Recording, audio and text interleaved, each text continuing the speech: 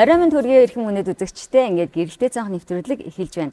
Бид өнөөдрийнхөө дугаартаа үдшийн базаа хэсэгтээ гадаад төрх ба дотоод төрч гэсэн сэдвээр ярилцгаар эрхэм үндэтэй зочтой орсон байна. Энэ удаагийн дугаарын зочноор Хилчин спорт хорооны үндэсний бүхийн спортын тамирчин, Монгол Улсын харцаг Билүүтэй болон Топаз салооны үүсгэн байгуулагч стилист Өлгий сайхан нар ирлээ. За стилист студид маань ирсэн байна.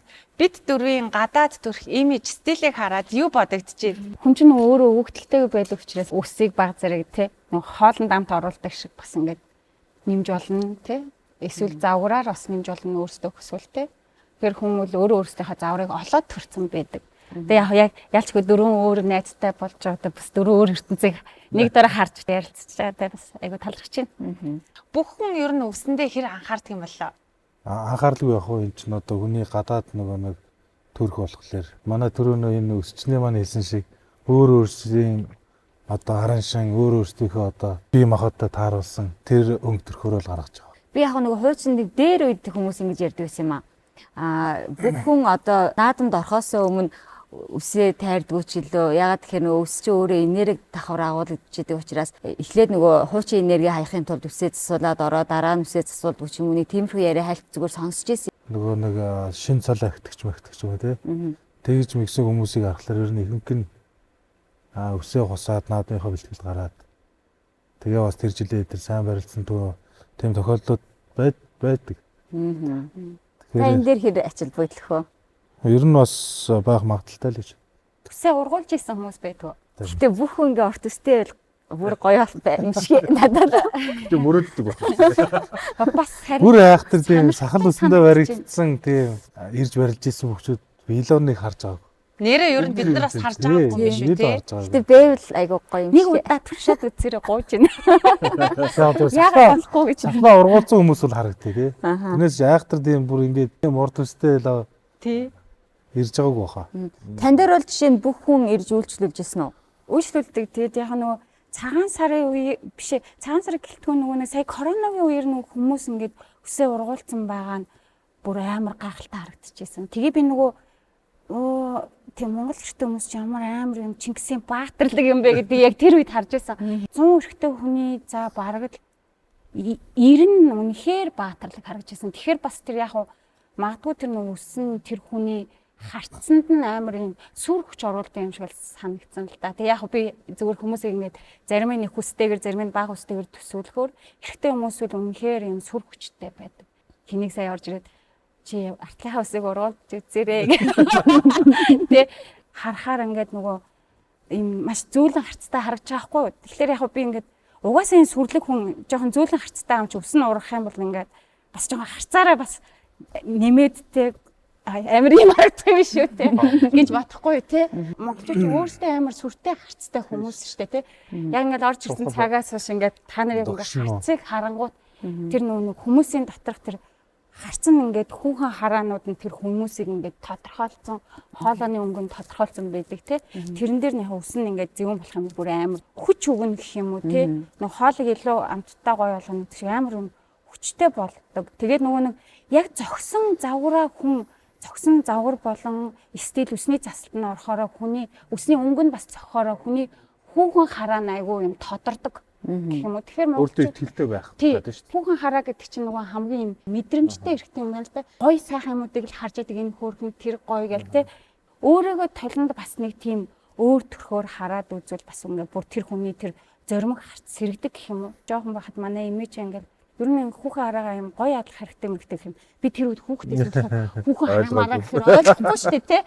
Би бүр хизээ хань ойлгосноо яг үс засч явж байхдаа л тэр үнэхээр зогсон завгрыг нь олохоор нөгөө хүн чинь ингээл жоохон амарчин суусан машин шиг навсаагаад орж ирж байгаа шүү дээ хүн те. Тэгснэ ингээл амар өөртөө ихтэй болоод шууд ингээл гараа явчихдаг. Тэгэхээр тэр өсний завгуураас хүний юм хэмэр лундааг нь дуудаж өгдөг гэх юм уу. Нөгөө тэнгэр дэвснээ дараа үс сум сойр нь ингээл ургаад гэж идэв шүү дээ тий. Тэр айгу бас сонирхолтой санагдаад тий. Тэгээ ер нь бол өсвөл сүрэг энергигч агуулдаг, эерэг энергигч агуулдаг. Тэнгүүд бид нөгөө үсийг одоо сэтгэл зүйч эрхтэн гэдгээр нь өөртөө ашиглаад эерэг энергийг дуутчих чааг. Ер нь бол эрчүүд ялангуяа өсөндөө хүн хүргэх өөрөө ч бас нэг тийм одоо тайрч марих ч юм уу тийм хүнд ер нь дургүй байдаг баг л та. Хотууд бас эсрэгээрээ бас дуртаж иж магадгүй. Гэтэ ирчүүд бол дургүй байдаг. Чиний хувьд болохоор хэр үсэндээ хүн хүрэгдэг вэ? Миний үсэн ч нэг ахтар хүн хүрээд байдаг юм. Дийлгүй. Би яг нөгөө засуулах болно шүү дээ. Тэгэхээр би одоо бол дандаа тийм эргэтэй өсчингээр засуулдаг. Хуучин бол Хуучин бол тэр чин багч байсныг хэлэхөө тэгэл тааралцсандаа ороод засуулчдаг гэсэн сүүлд нь жоохон юм мэддэг ч юм одоо ингээ ойлгодог болоод ирэхлээр эргэтэй хүн. за бас ер нь яг ийм тохирсон стил имиж. стил имижийг гаргаж чадж байгаа тийм хүн дээр одоо үйлчлүүлдэг бас. Монголчууд эртээр үеэсээ л ер нь бол үсэндээ бол айгүй одоо ам байсан л да. Сэгэ гэж ярьдаг те. Ер нь бол үс ахлыг сэгэ гэдэг. Тэгээ энд нөгөө нэг өөрийнх нь одоо сүнслэг тийм нэг тийм павер хүч дагуулгадж идэг те. Тэгэхээр хуучин цагт бол ер нь бол үсээр нь одоо тэр эр хүний одоо шинж чанарыг бас таньдаг байсан болов уу гэж боддөө штэ. Орчин үед яг нөгөө үсээр нь гэж байгаа боловч эн чинь хэр сайн зассан бэ гэдэг ойлголт ухтхан байгаад байна л да тий. Нөгөө хүний толгойд тухайн энерги таарсан хүн одоо хүрх хэрэгтэй болчихж байгаа байхгүй. Тийм. Тэгэхээр тэр энерги таарсан хүн нэг хүмүүс ер нь нэг олон янзын өсчингээр толгойд хүрэхийг хүсэхгүй шүү дээ тий. Ялангуяа эрэгтэй хүмүүс ч бүр хүчтэй нэрхтэй байхгүй юу? Өсчд бол маникюрчд бол хүн болгоны нууцыг нь мэддэг, сайн найз нь байж чаддаг. Магадгүй зарим талаараа сэтгэл зүйчд бас болчдгийм болов гэж боддог штэ. Таны хувьд бас ер нь ажил дээр байх үед хэр их олон хүний нууцаас хуваалцж байна. Нөө олон жил ажиллаад сэтгэл зүйч шиг яг болчдог. Заримдаа нэг ингээд ярилцаад сайн найз шиг те вино уугаагүй л болохоос шиг найз шиг болчихгоо нэр шүү. Тэ зүгээр ингээд хаач ус засах орондоо л те тэр хүссэн төрхийг тэр хүнтэй ярилцчээж зурж байгаа юм шиг гаргана гэдгээрээ ингээд одоо амар юм татны байж ижил ойлголцож гаргах хэмжээний тэр болж байгаа байхгүй үйлчлэгээний ажиллах хүний тодорхой хэмжээний төвшөнд ингээд хилээраны төвшинч тэр ойлголцлын төвшинч тэр хүлээцтэй болгодог тий Үйлчлүүлэгч чинь нэг ширхэг үсээ өөр газар ингээд өөрөө ч юм хайчилцаг ирэхэд мэдэрдэг үү мэддэгдэг үү ер нь нөгөө хэлбэрийг хараа мэддэгдэн штэ тий тэгээ гомддог үү гүү штэ бас тэр хүн нөгөө нэг өөр газар явах боломж өгөх хэрэгтэй штэ тий магадгүй тэгэхээр ч ингээд явхаар дараа нь хүн чинь за тэр нэг хүнээ л өсч толгойдоо хүргээч гэдэг юм да илүү тийм бас л дахиад нөгөө нэг өөрийнхөө хамгийн тохирсон тав тухтай орчноос үйлчлэгийг авах гэсэн. Тэгэхээр нөгөө талаас одоо ингээ олон хүний энерги ингээ очиж штэ за ингээ сайн ч бай муу ч бай ер нь бол ингээл айгүй их бас ядардаг бах гэж бодож байна л да. Одоо олон хүний үсийн засал амар гоё алгаснаар хүн аз жаргалтай байж болно те. Тайдын төсөлснөр үл тийм те. Тэгэхээр би оройн амар юм үнэхээр ядраа жоохон гонигтай болсон байдаг. Тэг би ерөөсө тэрийг ойлгохдаггүйсэн ахгүй. Тэг би ч өөрөө бас багшаахгүй нөгөө межикийн сургалтын төвд багшаалдаг. Тэг айгүй олон шав бэлтжижсэн. Тэгээ манай шавнар бас ингээд хоорондоо ингээд заримдаа маргалдаад зөрчил үүсгээр ядаргаатай санаад алийнхын ч талд орж чадахгүй штэ нэг Монгол инженер чинь тийм л идэв үстэй тийм хүүхдэн тийм хэмээр шигтэй гэл те. Яг тэрэн шиг хүүс рүү юунд байна гэсэн чинь ус засахаар үстэй хамт хүний тэр одоо сөрөг энерги уйдахар гуниг бүх юмнууд тэр өсчний салаанд үлддэм байх. Би ганцаараа ажилласан мөртлөө ингээд заримдаа амар юм хараад гараа явхад ингээд жоохон юм өнөөдөр сайн ажилласараа гэсэн мөртөө юм гунигтай мэдрэмж төрдөг. Тэгээд тэр үед би яг юу боддог вэ гэхээр үсийг дагаж ингэж тэр сөрөг энерги тэнд үлддэм байлээ. Октод тэгдэг штэ. Ямар нэг хүнтэй үргэж байгаа салах үедээ дандаа ер нь ихэнх нь л тэгэндээ өвсөө тарчдаг штэ мэддэг юм уу? Тэгээд харин хүмүүс надраа ардыг. Минийх бол одоо тэр үеийн өнгөрсөн жоохон өөрчлөгдөл гэж бодсон. Тэгэхээр яалтчгүй бол нөгөө төрөний таны хэлдэг шиг нэг муу юмаа үлдээгээд дараа шинэ хүн төрж байгаа юм шиг тэгэхээр үсээ тариулдаг гэдсэн яг тэрнтэй л холбоотой л гэж ойлгосон шүү дээ. Хүн ингээл гунж утган те өөрийгөө цэнэглэх хэрэгтэй болчтой. За цэнэглэж байгаа үед за манай өсчин бол давхар стилист хийдэг учраас гоё юм дизайн юм хийгээд нэг юм гоё паусд болчдөг баг. Чиний хувьд бол яг ер нь бол байгальтайгаа л илүү харах. тэгэхээр хөдөөл гардаг гэсэн. Тий бид нар чи бол ер нь магадгүй одоо их бэлтгэл хийгээд ихэнх л дамжиж хэлдэг баг. Нөгөө их бэлтгэл хийгээд цөмөрчөөд тэр чинь нэгсэндээ энергийн алдагдалд орж ирэх гэсэн үг шүү дээ. Маш их бие ядраж шиг. Тэгэнгүүт тэрийг хамгийн дөрөнд юу нөхөх боломжтой байдаг вэ гэхээр хүчтэй тийм урсгал ус ч юм уу. Эсвэл хангаад гарч мод додон додуур алхах ч юм уу. Манай ихэнх дамжиж чи ер нь наадмын бэлтгэлд гарч ийн гэдэг чи бас тэр чин тэр бэлтгэл одоо бүтэн жилийн 4 үйлрэл хийсэн бэлтгэл сургуультайгаа тэр байгаль дээрээ гарч иж за тэгээ тэр байгальтайгаа илүү их ойрхон байж иж тэр эрчим энергийг нэгсэндээ л өөр дээр хамгийн сайн их цуглуулж ийн гэсэн үг байхгүй. Одоо тэр яг шалгалтаа өгөх газраа хамаг бүх зүйлээ тэнд зориулж ийн гэсэн үг байхгүй. Яг ингээд цуглуулж байгаа яг гоё гаргах тэр мөчөө гаргаж чадахгүй л яах вэ? Тухайн хүнээс хамаарна. Аа. Бэлтгэл сургуультай яаж хийснээс эхэлж хамаарна. Тэгээ багш дасгалжуулагч нар нь яаж зөвлөнөөс хамаарна гэл. Тэгтэл ер нь тэгэл Монгол дэрийн наадам чинь зөндөө олон ирчүүд тэнд хурамч уулсан хэрнээ тэндээс тэгэл нэг л аавын хөл хийж байгаа шүү дээ. Тэгэхээр тэр хүн чинь бүх зүйлээ тэр зүйлдээ зориулж чадаад яг тэр өдрийнх нь одоо нэг одно гэж хэлэх юм уу те. Одоо манайх их ярьд юм да одно гийн гэдэг шиг те. Тэр зүйлийг нэрсэж байгаа гэсэн үг байхгүй. Тэгэхээр л ер нь ихэнх нь байгаль гардаг баг. Би тэгж өсөж төрсөн ч юм уу өсөж өндийсэн тэр нутаг орн руугаа явхад бараг хүн болгон тийм бах уу. За Монгол хүмүүс тийм дээ тий. Ихэнх нь магадгүй ээж аавхаа ч юм уу өөрийнхөө онж өссөн тэр нутаг руугаа нэлээд байхгүй жилдээ нэг мэг очиход ер нь л гоё болчихд гэж үү тий. Наадмын талбай байгаа шүү дээ. Наадмын талбай дээр зүлэг ногоон дивжин дээр гарахаар бөхчүүд ингээд яваал гэдэг. Би жоохон хөхтэй тэрийг ойлгохгүй байсан. Ямар удаан барилтыг вэ гэдэг. Тэгсэн чинь сүүлд ингээд хараад тахлаар тэр чинь өөрсдийнхөө ингээд газар зургаар ингээд дэвсээ харчингуудаа нутгийнхаа газрынхаа онцлог дээр очиж жагаад барилдах нь илүү чухал гэдэм болов уу гэж харсан. Тийм бэ нөө. Ихэнх нь сонсч ирсэн хань нөө 90 дарна гэж байдаг шүү дээ. Аха. Тэгэн гот нөгөө хүмүүс чинь ингээд хоорондоо тулаад барилжангууд нөгөө хүн чинь нэг юм өөрт нь нэг жоохон эвгүй байгаа даа шүү дээ. Тий. Тэр хүнийг одоо магадгүй илүү их туршлагатай бүх гэсэн үг. Одоо тэр авраг арслангууд яагаад та нар ингээд сонин ингээд алхаад ингээд удаан барилдаад идэм бэ гэдэг чинь нэгсэндээ өөрийнхөө барилдааны темпэнд өрсөлдөгч бүхэн оруулж байгаа гэсэн. Аха. Тэгэн гут нөгөө хүн чинь давах магадлал нь өссөн шүү дээ. Тэгэхгүй өөрийнхөө темпэнд оруулж чадахгүй байж итл нөгөө талаас хүчтэй давталгаа ирэнгууд бас би өөрөө алдаа гарах магадлал өндөр болонгууд нөгөө нэг хуучин бичлэг дээр гардаг шүү дээ. Ингээл өрснөө босоод аврагууч нэг ийш тийш хараад ингээл тэгэл туршлагатай бүх тэрийг нэгсэндээ хариулж ийн гэсэн үг. Аха. Өөрийнхөө гоол тий. За тэгэл нэгсэндээ тэр том авраг арслангууч нэгсэндээ өөрийнхөө темпэнд оруулаад тэр нь л нэг магадгүй таны тэр хэлдэг шиг тэр одоо газрын зураг дээр гардаг шиг одоо магадгүй тэр нутгийн тэр уул ус энд байгаа даа гэж гэдэг шиг юу гэж ямар тийм байх вэ? Зүгээр л нэгсэндээ тэр чинь барилдааны явцын тактикал ашиглаж байна. Энэ жилээс хилчээ спорт хорооны түүх 80 жилээ тохиож байгаа тийм ээ. Тий, энэ жилийн үед манай спорт хорооны түүхт 80 жилээ тохиож байгаа. Тэгээд манай спорт хорооны хамт болон 6 сарын 15-наас бэлтгэлтэй гардаг. Наадмаар нэмсэн одоо барилдах ой нэрэмжит тэмцээн ч юм уу барилдаан зохион байгуулагдах уу? 80 жилийн ой тэмдэглэх нь 6 сар гарч ирж тэмдэглэл. Наан нэг сүгнийсэн дэ Улсын баяр наадмынхаа наадталт тэмдэглэл.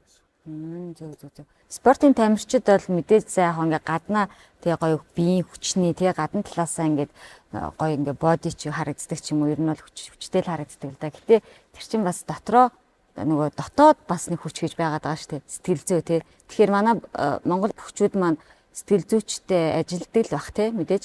Тий одоо ч нөгөө нэг юм хөгжсөн.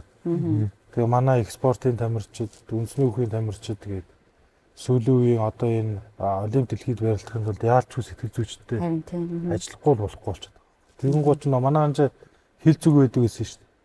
Биеийн хүчээр нэгийг, сэтгэлийн хүчээр мянгыг гэдэг. Тэгэхээр тэр чинь хүний тэр дотор хүчийг ярьж байгаа гэсэн үг байхгүй юу? Тэгэхээр бүгдээрээ гадна талаас харж байгаа нь бүгдээрээ яг адилхан. Булчин журмөстэй бэлтгэл сургууль хийдэг болсон. Тэгээд гол очоод манай монголчуудын магадгүй дэлхийд очоод ялагддаг нэг том шалтгаан нь сэтгэл зүй буюу тэр дотор хүч. Яг үнэ. Гэдэг зүйлээсээ алддаг байж байгаа. Одоо ер нь сүүлийн үед айгүйх тийм их спортын тамирчид манай тэгээд дагаад тийм мэрэгжлийн нүг спортын сэтгэл зүй гэдэг зүйл Монгол руу орж байгаа тийм. Одоо л айгүй сайн хөгжиж байгаа тийм. Хөгжиж байгаа гэсэн үг. За манай үлгий сайхан бол хүний гадаад имиж, стил имиж дээр бол тулгуурлаж ажилтдаг. Өөрийнх нь стил имиж бас үнэхээр өрмөц юм а тийм.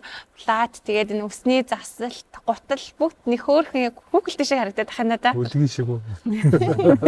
Миний гадны имижүүд миний дотор хүн юм болов.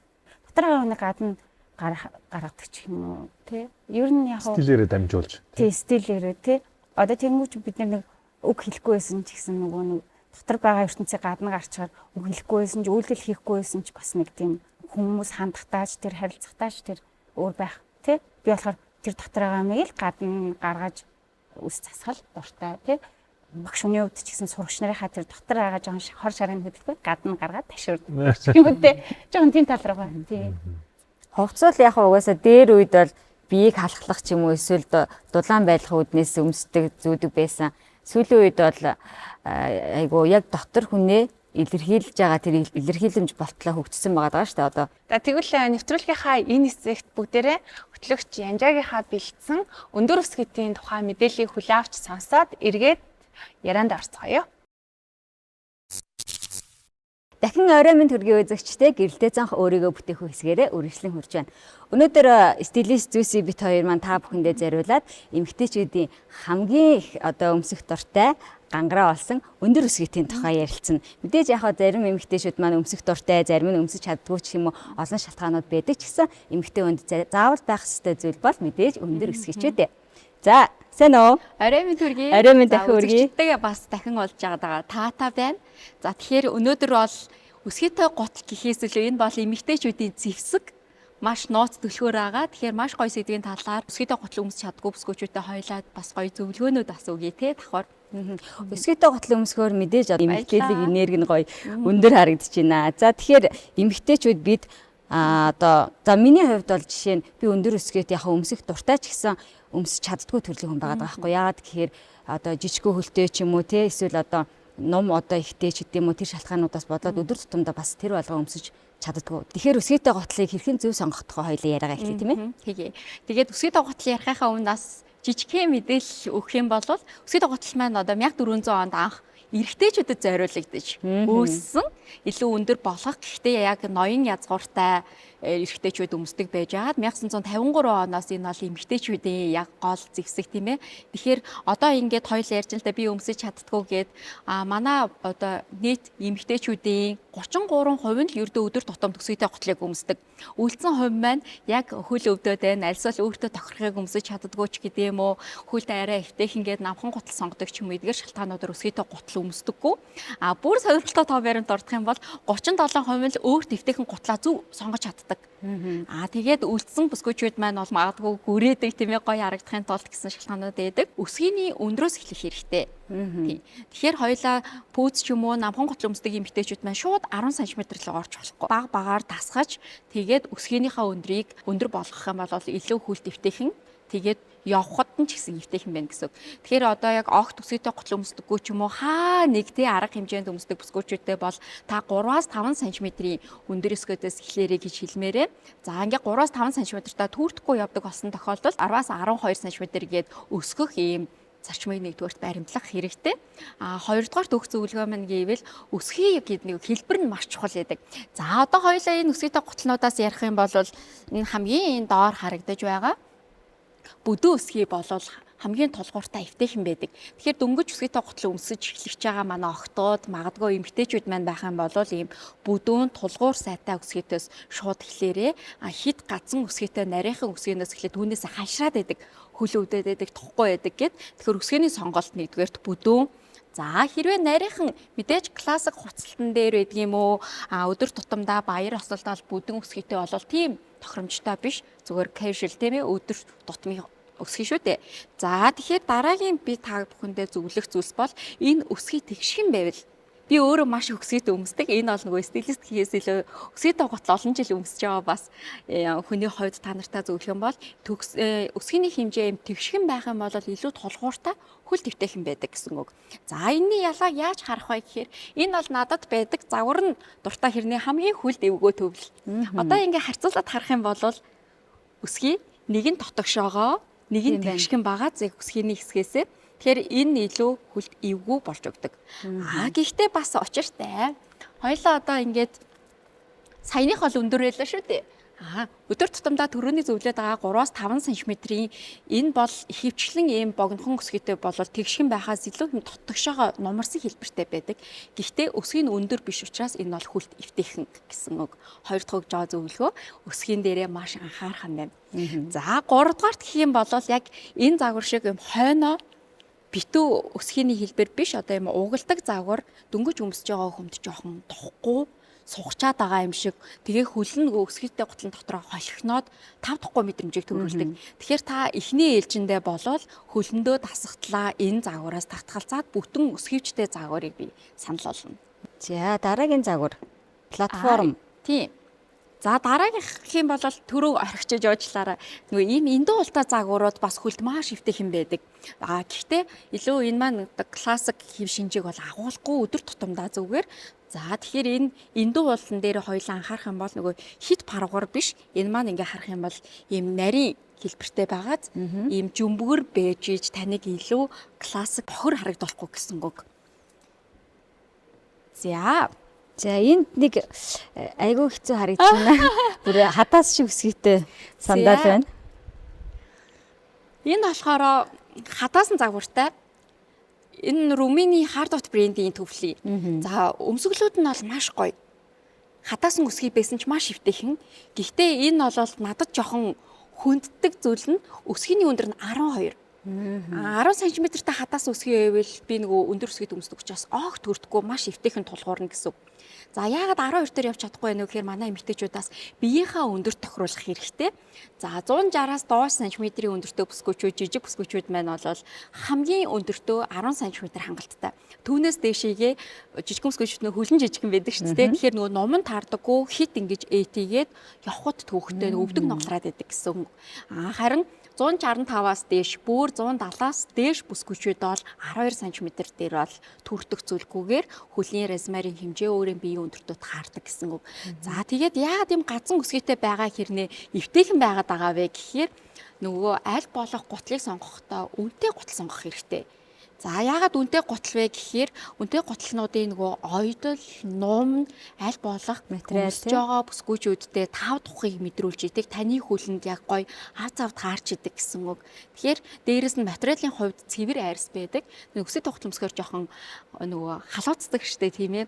За тэгэхээр цэвэр арьсан материал бол амьсгалтай, хөлийг хүлрэгдэггүй, тэгээд хөөлөгдөггүй бас юм давуу талтай учраас би бол стилистийн зүгээс бүсгүйчүүдтэй хэрвээ өсгий тоглолт сонгох гэж байгаа бол эрүүл мэнд талаа бодсон ч тав тухай бодсон ч тийг аваасаа гэж зөвлөмөр байна. Тэгэхээр сая хөөдөг гэж ярьлаа шүү дээ. Тэгэхээр өсгийтэй худалдаа авалт хийх бас нэг тусдаа одоо ур чадвар ч юм уу соёл байгаад байна л да. Тэгэхээр яг өөртөө тохирсон хөлдөө одоо өндөр нам хэмжээндээ ч юм уу хөлийнхаа хэмжээнд тохирсон дүүфэл сонгоё гэвэл дэлгүүрт ороод хамгийн түрүүнд юуг харах хэрэгтэй гэдэг вэ?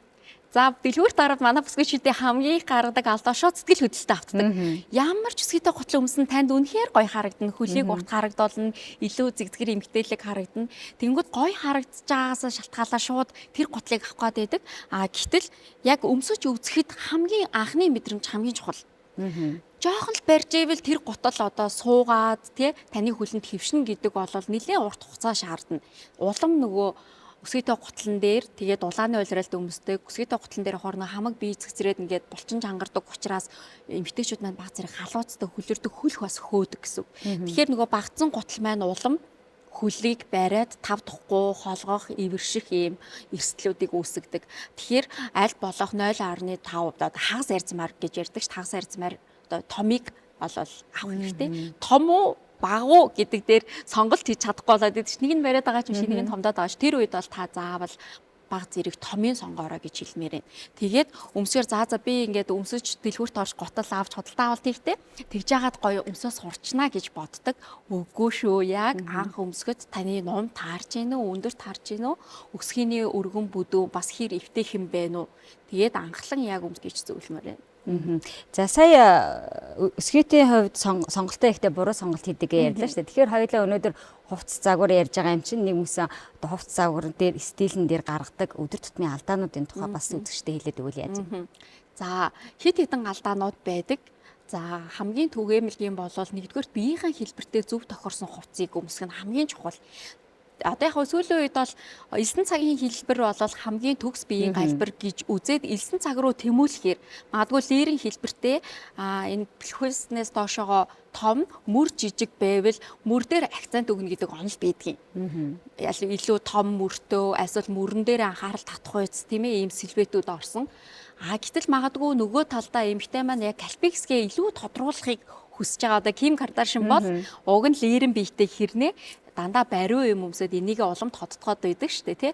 Тэгэхээр та яг өөрийнхөө биеийн хэлбэрийг нэгдүгээр таньж мэдээд танд айл хэсэг нь таалагдж байна. өөрийн бие. Аль хэсгээ та нуун даалдруулмаар байна. Тэрийг ингэж тэгштгээмээр байна гэдгийг өөрийнхөө хүслийг нэгдүгээр сонсох хэрэгтэй. Тэгээд түүн дээрээ тохирсон биеийн галбир тохирсон сэлбэттэй хийц дизайнтай хуцнуудыг нэгдүгээр сонгох хэрэгтэй гэсэн үг. Одоо манай жоохон махлагдуу алиман альсвал биеийн хэлбэртэй бүсгүүчүүд маань биеийн галбирыг нөгөө бариу өмсгөр улам тодроод байна ингээд нөгөө сулах хуц их өмсөд байдаг тий. Тэр бол хамгийн буруу. Улам таныг нөгөө нэг том жинтэй харагдуулаад биеийн галбирыг ингээ галбирг харагдуулаад байдаг. Тэгэхээр лирн үү, алимн үү, тэгшүнцэгт үү түүнээсээ хамаарат яг өөрийнхөө биеийн галбир тохирсон хувцсыг сонгоод зоригтойгоор сонгоод нэг үзээрэй. Дээрэс нь хамгийн аюулгүй сонголт гэж бүсгүүчүүд хар өнгийг аягүй их сонгодог. Тэ. Тэгээд хар өнгө бол их коодлогддог. Хар өнгийн маа дэлгүүрт орохороо дахиад нэг хар өнгөнийхөө сонголтыг хийгээд байдаг.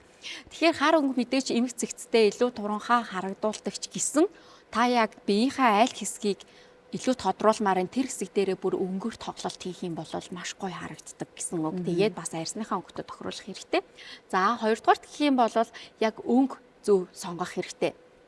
За хоёлаа нэг өмнөх дугаар дээр ингээд 4 өнгөтэй 300 гаруй өнгийг ялгадаг 16 сая өнгө байдаг гэж ярьсан. Тэгэхээр хамгийн энгийн өөрийнхөө оншилж өөрийнхөө өнгийг олох боёл таны арьс одоо ийм цайвар шаргал тиймээ цайвар арьстай байвал улам ийм цайрсан өнгө сонгоодох юм бол хулцааж харагддаг. Жишээлбэл шар арьстай бол ийм тод шар өнгийн өмсгөр нэллиж харагдаад идэг шүү дээ. Тэгэхээр илүү балансалж нийвийн төрлийн өнгө сонгох, дип төрлийн өнгө сонгох юм бол царай нь бүр тодорно гэсэн үг. Эсвэргээр боо шаргал өнгийн арьстай байх юм бол бараан өнгө сонгохдоо тоон нь илүү цайвар бэж саарл байла. Одоо бараа яг үндсэн ноол орны өнгө гэдэг ш тэр хоёрыг сонгохдоо илүү шаргал суйртайг жишээлбэл сонгох гэсэн. Тэгэхээр айл болох бид нэр арьсны өнгөө нэгдүгээрт цайвар харагдуулах сонголтуудыг хийх хэрэгтэй. За хамгийн бас нэг гаргадаг алдааг бол аксессуартай гардаг. Хоёлаа нөгөө өмнөх дугаар дээр бас ярьсан.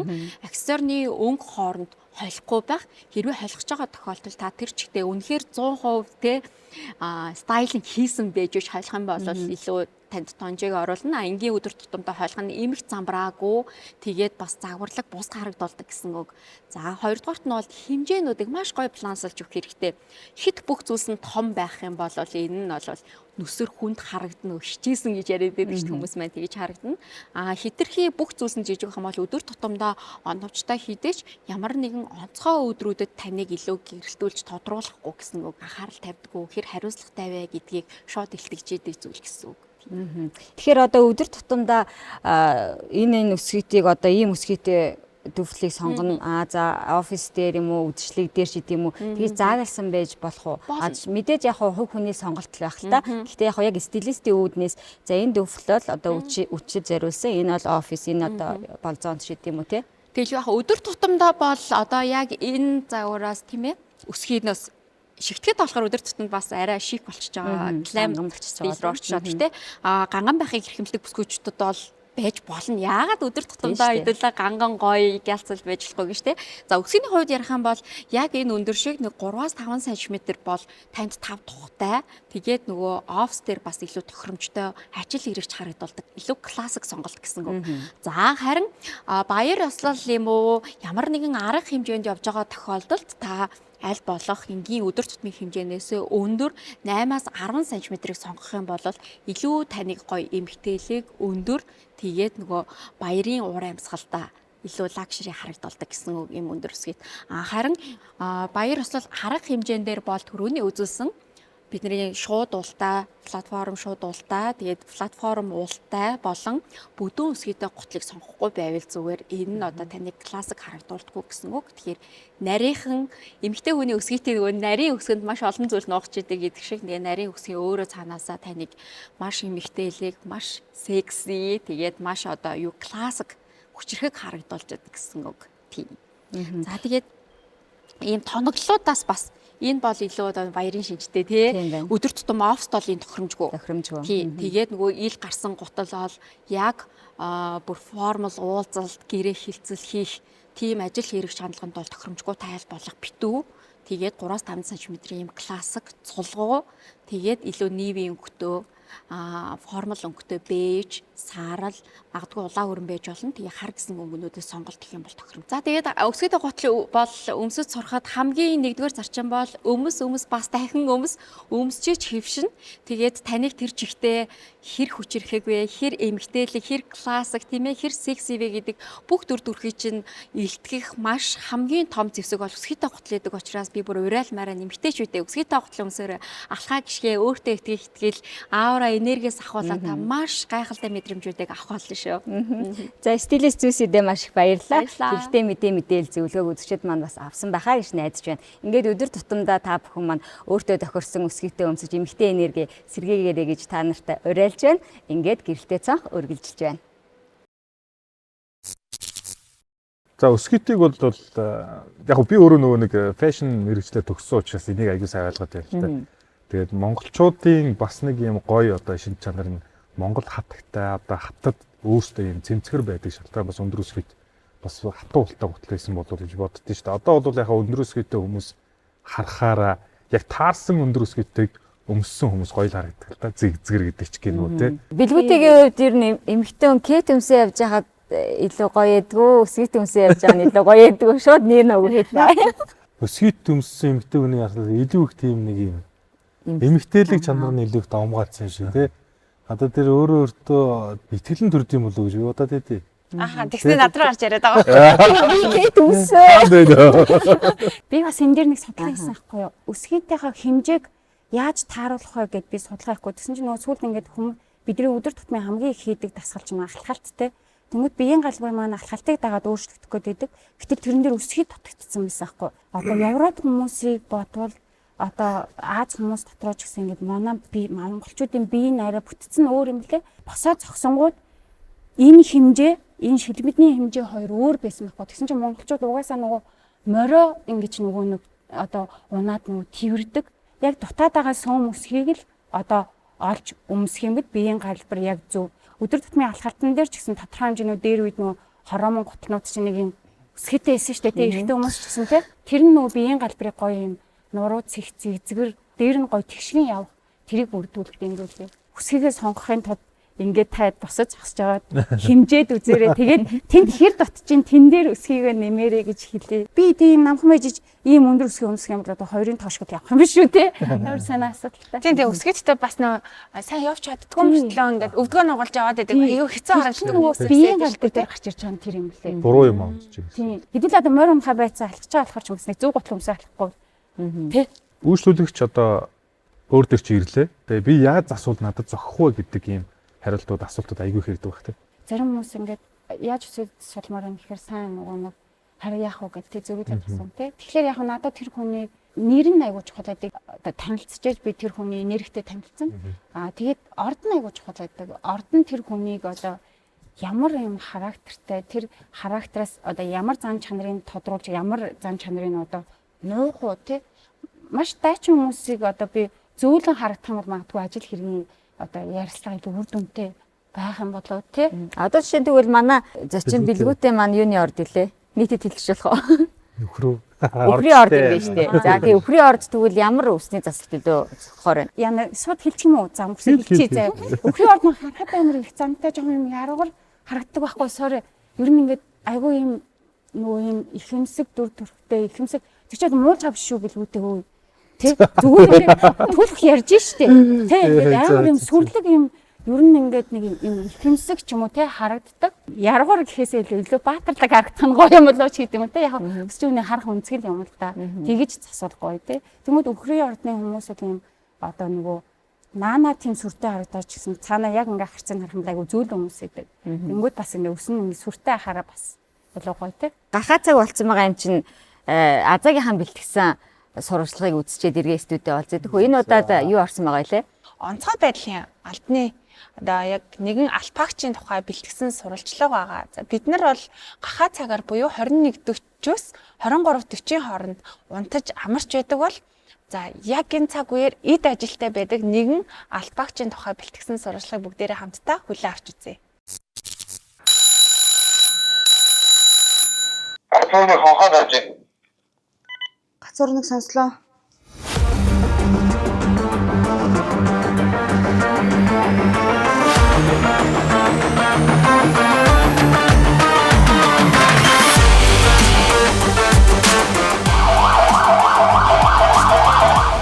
тавд амар гэрийн миний би галтан баруунтаар хаврах 14 дараагийн салааны захирагч, дислэгч, нуртлыг манай анги маань 1934 оны 8 дугаар сарын 24-ний өдөр байгуулагдж одоогийн байдлаар 92 дахь жилдээ өөр гүйцэж байна. За манай аль багчд маань томилгоо тээлжиндээ 24 цаг өөр гүйцэдэг. Өөр гүйцэх хугацаанд ямар нэгэн галтан мөр гамшигслын дуудлага байнгын бэлтгэл бэлэн байдалтай. Хүмүүс одоо энгийн ард ирэхэд шөнө 10-аас өглөө 6 цагийн хооронд унтаж амардаг бол манай аль багчд маань байнгын бэлтгэл бэлэн байдалтай ямар нэгэн галтан мөр гамшигслын дуудлага гаргахад бэлэн. За энэ манай ангийн галтаага манай аль багчд маань томилгоо жилийн үр гүйцэх хугацаанд хоол хүнсээ бэлдэж идэг. Энэ бол амрах байр буюу цэргийн байр. Манай галуун дээр автомобиль жолооч, ахлагч Мөнх баяр, галсан өгч ахлагч Сайн бэлэг, галсан өгч ахлагч Бат Эрдэнэ, галсан өгч дээд ахлагч Бямбсүрэн өглөө ирээд ээлж авсны дараа манай аль багчдаа мэрэгжлийн хичээлгээд сургуулийн танхимдаа суугаад мэрэгжлийн хичээлд хамрагдана. Мэрэгжлийн хичээл дуусны дараа өдөр тутам дасгал сургууль гэдэг манай галтмаар яаж ажиллах вэ, яаж тарах вэ?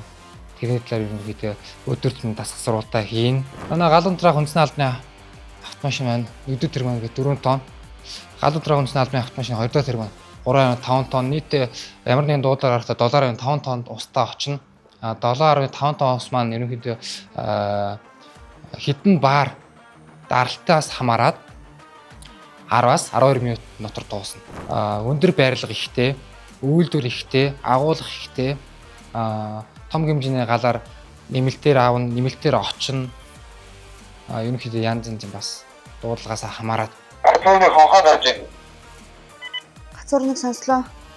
21:40-с 23 цаг 40 минутын хооронд болохоор ерөнхийдөө янз заримдаа дуудлага ачаал ихтэй дуудлага орж заримдаа болохоор 50 ерөөсөө дуудлага байхгүй тийм үеч бас байдаг. Манай сонирхчдын орох боломжгүй өндөр температуртай газарт болохоор манай энэ RX-аар M40 маркийн робот маань бас байнгын бэлэн байдалтай өдөртлөгээр ажиллана. Нэг цэнэглээд 5 цаг тасралтгүй ажиллах хүчин чадалтай, урд хойно камертай, дулаан мэдрэгчтэй, 75 градус налуу замыг тулах, бартаад замыг тулах хүчин чадалтай. За ийшээ болохоор манай аль багчд маа одоо нөгөө хүн нэгүрийн хамгаалах хувцас хэрэгсэл тийм ээ. Тэрний шүүгээ. Ийшээ болохоор манай галуун трах багаж хэрэгслүүд маань GPS 600 хошуу хоолоо манай хэрэглэдэг өдөрт ингээд галтмарын дуудлага гаргахаа хошуу болно. Б маркийн хошуу дуудлага оржсноос хойш ер нь өдрийн цагаар 42 секундд гардаг. Шөнийн цагаар болохоор 59 секунд гэхэд манай аль багчны хугацаа бүр өмсөд дуудлага гаргая. Манай томилгоо тээлжийн аль багчны байнгын бэлтгэл бэлэн байдалтай. За та бүхэн ер нь сонирхуулах үүднээс манай аль багчны бэлтгэл бэлэн байдлыг шалгачээ. Ахлагч нэмэрд хонхоод орчих.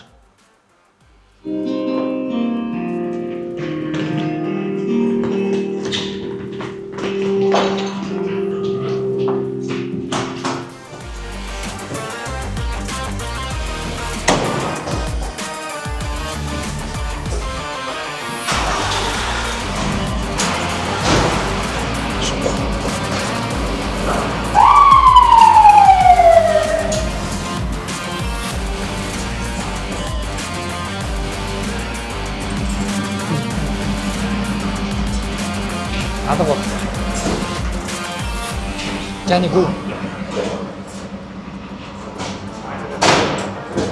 За 43 секунд. Тэгэхэд манай аль багш аль хэдийн машиндаа суудсан. Ерөнхийдөө дуудлага орж ирэх юм бол аль хэдийн замдаа гарсан байна. За манай онцгой байдлын албаныхан бол мэдээж бол нэлээд одоо чанга хатуу хүмүүс байдаг. Бас дээрээс нь хизээч утсаа унтраах ёсгүй одоо ажил эрхэлдэг хүмүүс л байна л да. Цаг наргуу маш хариуцлагатай ажилладаг шүү дээ, тий. Цаг минут тутам секундээр яг тооцогдох хэмжээнд ерөөсө бэлэн байдал байж байдаг.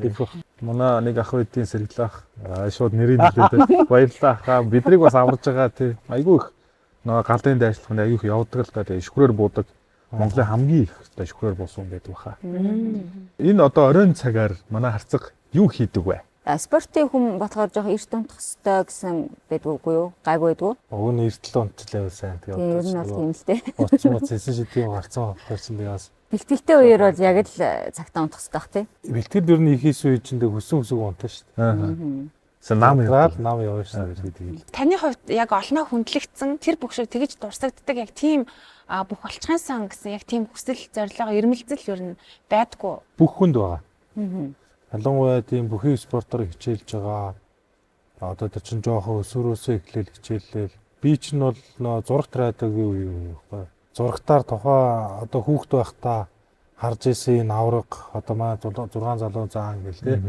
Эднэрийнхээ цагаан сарыг Улсын баяр наадгаа бүгдээрээ ингээл гоё гэрээ бүлдэрээ зурагтныхаа өмнө суугаал те эмээ өвөтгөө ингээл бүгдээрээ үзчихсэн. Тэгэл тэр үе чинь нөгөө нэг улсын нааданд өнгөрж исэн хүмүүсийгээл тэр хүн шиг болох юм. Тэр хүн шиг л болно гээл гараал хоорондоо ноцолдог ч юм уу те. Ийм маягаар өссөн бол тэр ерөөсөө одоо энэ бүхийн төрлүүдээр хичээлж байгаа экспортерч үндэсний спортч бүх хүн тийм нэг юм байгаа шүү дээ те.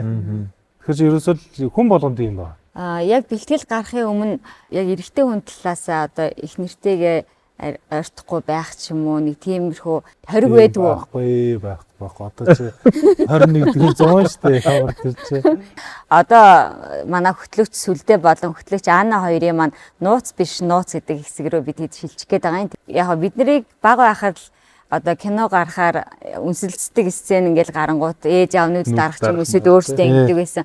Тэгэж явсараа байгаад эн чинь өөрөө эргээд ингээд далд юм шиг ойлголт төрүүлчихэж байгаа байхгүй. Яг хөө мэдээж нанд нь далд байх ёстой ч гэсэн бас энэ тухай бид нэр боловсралтай мэдлэгтэй байж ах ёстой байхгүй юу. Тийм учраас бид хэд энэ хэсгээ энэ нэвтрүүлэгтээ шингээсэн. Бид бүхний урилгыг хүлээн авч манай студид төр саатан халуун дотн яриа өрнүүлсэн стилист Үлгий сайхан болон Монгол Улсын харьцааг бэлгүүтэй нартай маш их баярлалаа. Баярлалаа. За гэрэлтэй цанх хөтөлбөр маань нууц биш нууц хэсгээр та бүхэндээ хүрэх болно. Үчи минь үзэгчтэй гэрэлтэй цанх нэвтрүүлэг нууц биш нууцаар үргэлжилж байна. Өнөөдрийн сэдв болвол дуршил. Тэгэхээр сексийн дуршил гэсэн сэдвээр өнөөдөр бид нартай үнэтэй зөвлөгөө өгөхөөр бас сайхан халуун яриа өрнүүлэхээр йогийн багш, кегл тренер, болор туяа буюу наркоман ирсэн байна. Танд энэ үчи мэндийг хүргэе. Арамент.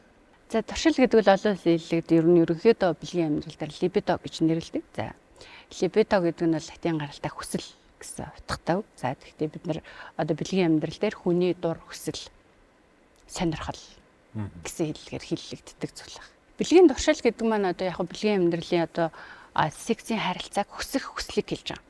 За тэгээд тэрэнд хооронд одоо хэдийн хугацаанд би туршилтай юм болоо тий гэдэг өөрийнх нь бие физиологийн онцлог. Ерөнхийдөө туршил бол стандарт биш. Яг биологийн хүний өөрийнх нь хүсэл гэсэн. Сексийн дуршилт одоо нөлөөлөх хамгийн чухал хүчин зүйлс яг юу вэ? Бэлгийн амьдралын дуршил бол мэдээж хамгийн чухал. Гэхдээ маш олон хүчин зүйлсүүд байгаа. За тэгээд эмэгтэй хүний одоо туршил, эрэгтэй хүний туршил хоёр бол мэдээж физиологийнхаа нөхцөл байдлаас шалтгаалаад өөр. За тэгээд юу вэ гэвэл нэгдүгээр бие физиолог, биолог буюу дааврын одоо өөрчлөлтүүд одоо эрэгтэй бол тестостерон байдаг бол эмэгтэй бол эстроген, тестостерон хоёулаа оролцдог байхад за нийгмийн байдал, сэтгэл зүйн байдал гэсэн өөр хүчин, маш олон хүчин зүйлүүд туршилд шууд нөлөөлдөг байна. Гэхдээ яг хуу ярихад бол эрэгтэй хүний туршил бол маш хурдан шууд харах, хүрэх, бодох эдгээр зүйлүүдэд туршил нь өдөөгдөж идэг гэсэн. Тийм учраас маш хурдтай. За эмэгтэй хүн бол хамгийн нарийн адармата хэцүү ертөнц өөрөө бол мэдрэмжийн төв учраас тэр хүнд бол орчин хэрэгтэй, мэдрэмж хэрэгтэй, сэтгэл хөдлөл хэрэгтэй, итгэлцэл хэрэгтэй, халамж хэрэгтэй те. Ахиад ер нь цаг хугацаа хэрэгтэй. Одоо хосууд ч юм уу те шинэ хосууд эсвэл ингээд бэлгийн харилцаанд орчоод за эмэгтэй нь эхлээд хүсэхгүй байж яснаа бэлгийн харилцааны дараа илүү ингээд эмэгтэй хүн дуралдаг те, хайрладаг, сэтгэлээ нээдэг бол заримдаа эрэгтэй хүн зөвхөн туршлыг таашаалаар одоо дур тавилтаар тайлангуудаа орхидог ч юм уу. Ийм асуудлууд нийгэмд маш их байдаг. Ялангуяа залуу одоо хосууд юу. Тий, залуу хосуудад одоо орчууд ер нь энэ нь бас одоо сайн уу муу юу гэж. Энэ бол ер нь сөрөг штэ. Яа тэгэхээр орчин үед эн чинь эмэгтэй хүнийхээ хувьд одоо туршил хиймлэр туршилт өртөж байгаа. Ерөнхийдөө тийм үү. За эрэгтэй хүн бол одоо эмэгтэй хүнийг хараад харах, хүрлцэх, бодох хүсэл төрлөө. За тэр хүн туршил өдөөгдөөд дур тавилаа. Зорилгон дур тавих байлаа шүү дээ. Гэтэл эмэгтэй хүн болохоор уг нь бол хайр, итгэл халамж хүсэж байгаад тухайн үеийн жижигхэн өөрийгөө хянахгүй ч юм уу тий одоо өөрийгөө сайн мэдрээгүй сэтгэл хөдлөлөөр болоод бэлгийн амьдрал одоо бэлгийн харилцаанд орсны дараа хин хохирж үлддэггүй гэхээр эмэгтэй хүн хамгийн их сэтгэл готролд ордог. Хоёрдугаарт бие сэтгэлээр зэрэг хохирдог. Тийм учраас яг нөгөө бие физиологи сэтгэл зүйн хувьд ийм эмзэг учраас эмэгтэй хүн бүс чанга бай. Өөртөө хайртай бай гэдэг энэ үг дээр нь. Энэ үг бол ийм учиртай. Тэгэхээр эмэгтэй хүний туршил гэдэг чинь хамгийн нандин зүйл байх юм шүү дээ. Тийм. Туршил бас нэг одоо стандартаас ч юм уу эсвэл зүгээр нэг хэвийн үзэгдлээс их баг гэж бас байдаг бах те. Зарим одоо эмэгтэй хүмүүс туршил ихтэй, зарим нь туршил багтай гэж байх уу? Ер нь аль төрөлхийн нөгөө хүний биологийн, физиологийн онцлогоос өөр. Дахиад бас нөгөө амьдрал маш олон хүчин зүйлүүд байгаа шүү дээ. Ажил. За нийгмийн байдал, соёл. Гэхдээ энэ маань одоо би туршил ихтэй байлаа гэж секс дуртай ч юм уу те одоо ийм дуу татам гэсэн үг биш. За хин нэгэн туршил багтай байлаа гэд тэр бол секс дурггүй ч юм уу муу гэсэн зүйл биш. Эн чинь тийм стандарт ойлголт биш. Энэ зүгээр л байдаг л зүйл. Тэгэхээр манай ингээд нөгөө залуучууд ингээ хосууд бэлгийн амьдралд ингээд туршил төрөхгүй байх те эсвэл хол хийгээд дээнч гэдэг юм уу ингээд энэ зүйл дээр маш их асуудал болдог. Гэтэл эн чинь нэг нөгөө таниагвал учраас асуудал үүсэж байгаа. Асуудлын харилцаанд бол амар сайн том одоо нөлөөлөх хүчин зүйл шүү дээ. Тэгвэл за туршилтай одоо дуршил байх ёстой. Дээрээс нь дуршлыг тэгвэл одоо айл талаас өдөөж өгөх гэдэг шүү дээ. За тэгэнгүүт хосуудын амьдралд бол энэ дуршил гэдэг зүйл маш чухал. Яг одоо өөрөө чи ярьж байгаагаар бол надад бол тэг санагдчих юм л та. Сүүлийн үеийн залуучуудын хувьд бол энэ дуршил гэдэг юмыг бас орхитуулсан байж магадгүй тий. Эрэгтэй хүн бол маш хурдан туршилтай. Тийм үү? За эмэгтэй хүн бол сарын тэмдгийн циклээр туршил нь өөр гарч ирдэг. Эмэгтэй хүн чинь тэр жигээрээ даавраас хамааралтай. Хүн өөрөө дааврын химийн үйлдвэрч гэсэн эмэгтэй хүн тэр дотроо бүр нөлөө ихтэй. Тэгэхээр эмэгтэй хүний туршил ямар үед хамгийн дээцэгтэй ирдэг вэ? Овуляцийн үед. Өндгөн эс гадагшлах үед. Эстроген, тестостерон хоёрыг зэрэгцэж ирдэг. Тэнгүүд тестостерон бол өөрөө хүч, тийм ээ, хүсэл, таашаал маш хүчтэй мэдрэмж өгдөг бол эстроген өөрөө мэдрэмж илүү татгшоогоо зөөлөн уян байж тэр хоёр давхцаж ирэхээр овуляцийн үед эмэгтэй хүн маш өндөр мэдрэмжтэй болдог. Хүүсийнхаа ялгааг ойлгох хэрэгтэй байгаа байхгүй. Тэгэхээр эмэгтэй хүний одоо үргэлж одоо эрэгтэй хүн шиг ингээл харангуудаа, бодонгуудаа ингээл хүсэж тахгүй нь штэ тийм үү. За тэгэнгүүт эрэгтэй нь бол эмэгтэйгээ яадаг гэхээр тэр овуляцийн үед тэр сарын тэмдгийн циклийн үед бие физиологийн онцлогын үед хамгийн чанартай хамгийн өндөр гоё мэдрэмжтэй бэлгийн харилцаанд орох юм байна гэдэг зүйлийг ухамсарлах юм бол тэдний харилцаа ингээд олон тавтамж гэхээсээ илүү маш өндөр мэдрэмжээр хүлээлттэй чанартай бэлгийн харилцаа. Зөв. За тэгээд энийг бол мэдэхгүй байгаа шүү дээ. Зарим нэг нь ч бол. Тий ойлгохгүй байгаа шүү дээ. Эр юм ялгаагүй тий амьдралын нөхцөл байдал, нийгмийн стресс, ажлын ачаалал, амжилт бүтээл, зорилго маш их зүйлүүд сөрөг нөлөөлдөг. За энэ маань эсрэгээрээ нөгөө тестостероныг илүү бүтээлч юм ажилдаа зориулчихаар нөгөөх маань дарангуулгатаа туршил буурж болно. Эсрэгээрээ нөгөө стрессээ тайлахын тулд бэлгийн харилцаанд ордог. Тэ туршлаа нэмэгдүүлдэг буюу дур тавилт. Тэгээ энэ нь одоо намайг ингээд тайвшруулж гин стрессийг тайлж гин гэж ойлгоод би бэлгийн юм өндөр туршилтай гэж төөрөгдөх асуудал болоод байдаг. Гэтэл энэ маань туршил биш зөвхөн стрессийг тайлах зан үйл болчиход байна.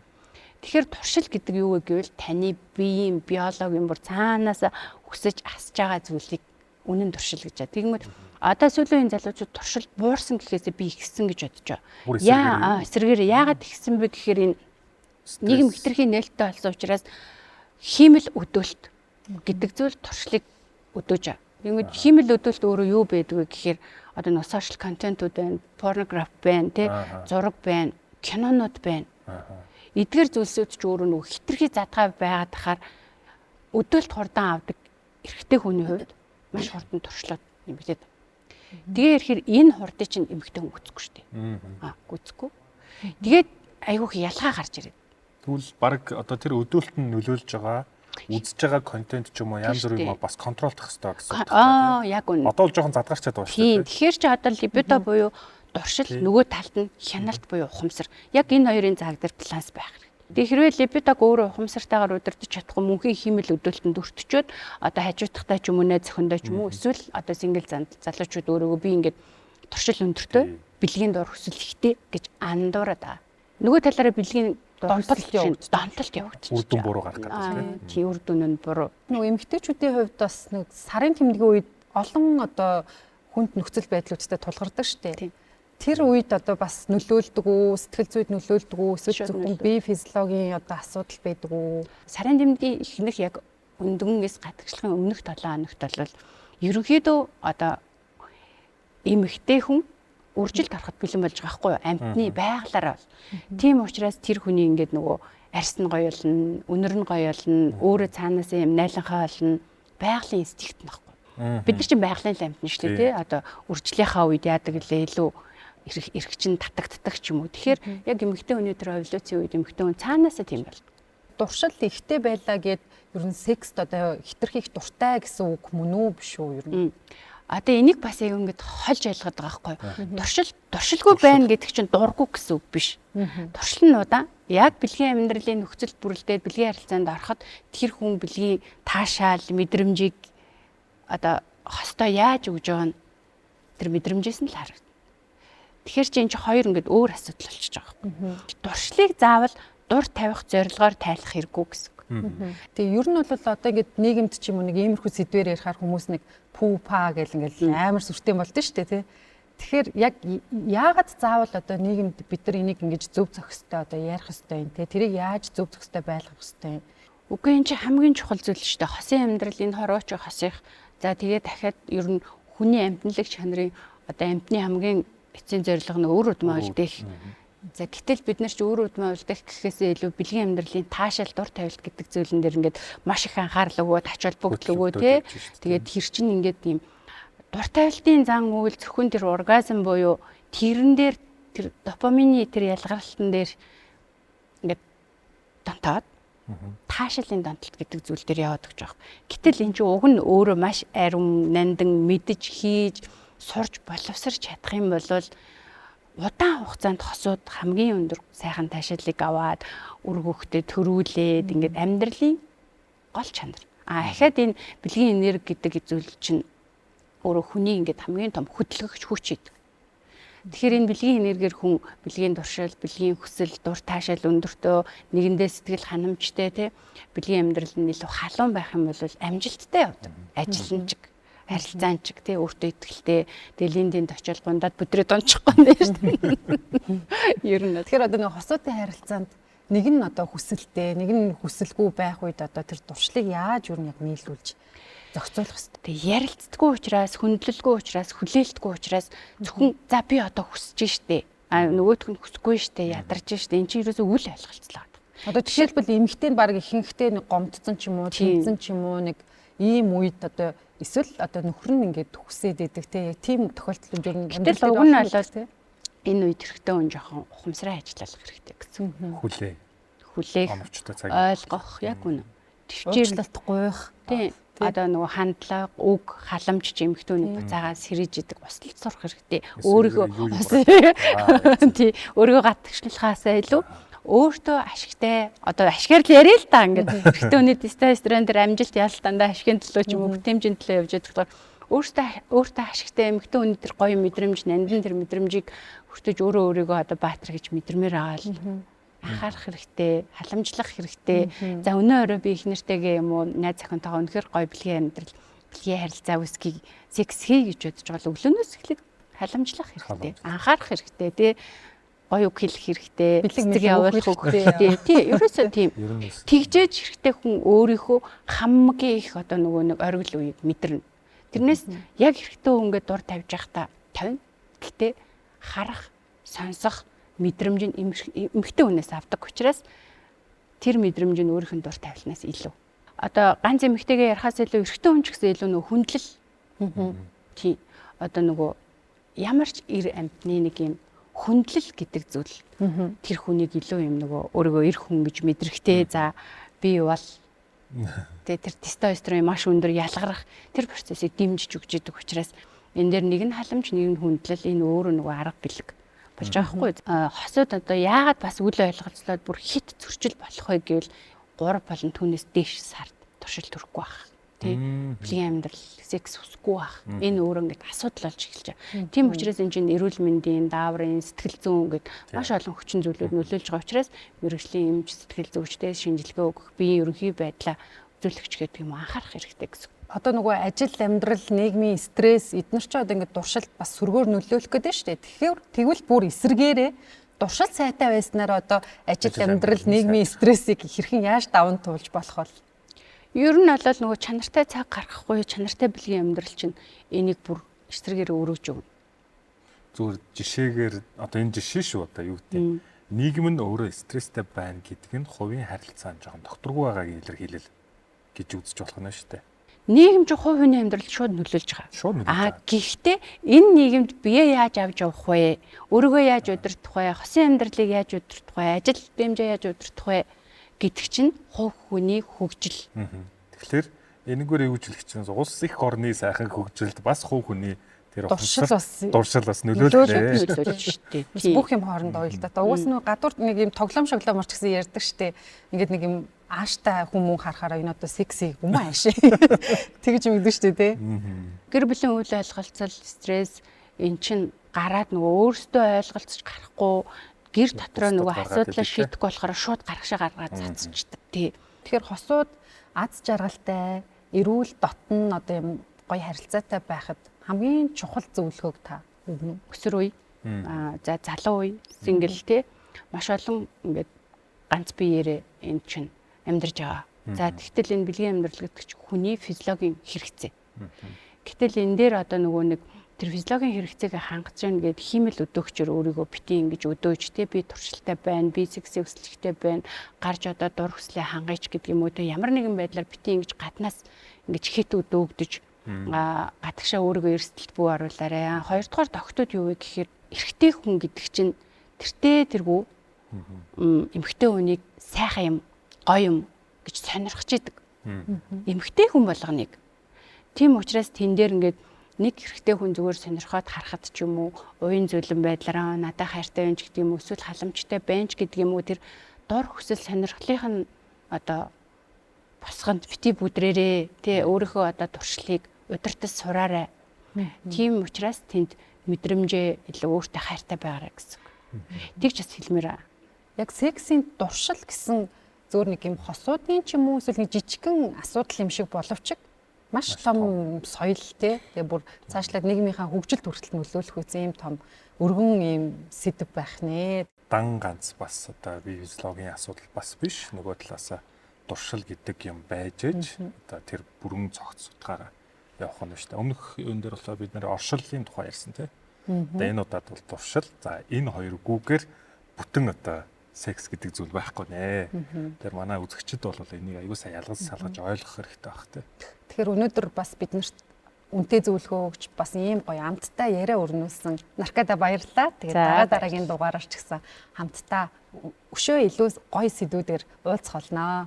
Тэгээд эх 7 хоногийн бямб гарагт ч гэсэн илүү олон өргөн сэдвээр бас ярилцах байх гэдэг итгэлтэй. Тэгээд энд хүрээд гэрэлтэй цонх нэвтрүүлэг өндөрлөж байна. Баярлалаа.